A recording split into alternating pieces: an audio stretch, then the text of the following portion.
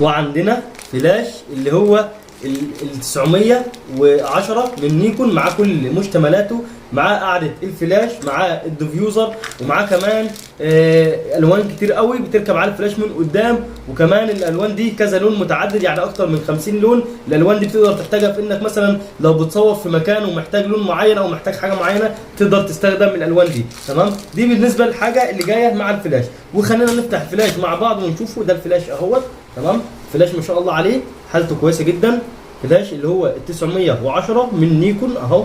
تمام، والفلاش ده ان شاء الله رب العالمين كسر كسر كسر الزيرو اهو، باللي هو من تحت كده بيكون فيه يا جماعه في لوك. اللي هو الفلاش ده في لوك من تحت كده اهو، اللي هو يقفل على الكاميرا وكده. تمام، الفلاش ده غني عن التعريف. الفلاش ده موجود عندنا كسر زيرو بكل مشتملاته زي ما انتم عايزين، زي ما انتم شفتوا كده. الفلاش ده بيشتغل اوتوماتيك وبيشتغل مانوال، في 5 اوضاع للتصوير، في وضع التي تي ال ووضع المانوال ووضع الاوتوماتيك واوضاع ثانيه تقدر تشتغل عليها. الفلاش ده كمان النور بتاعه او الاضاءه بتاعته بتوصل ازيد من 40 متر، يعني ده حاجه كويسه خالص. فلو انت بتصور بالليل وعايز فلاش يكون الاضاءه بتاعته قويه، فالفلاش ده كويس جدا، ارشحه لك بقوه. وكمان سعره ممتاز جدا، والفلاش ده ممتاز جدا موجود عندنا كسر كسر الزيرو. هنطلع في فيديو بعد كده ان شاء الله رب العالمين نشرح الفلاش ونصور بيه او نجربه ونشوف التجربه بتاعته والاضاءه بتاعته عامله ازاي.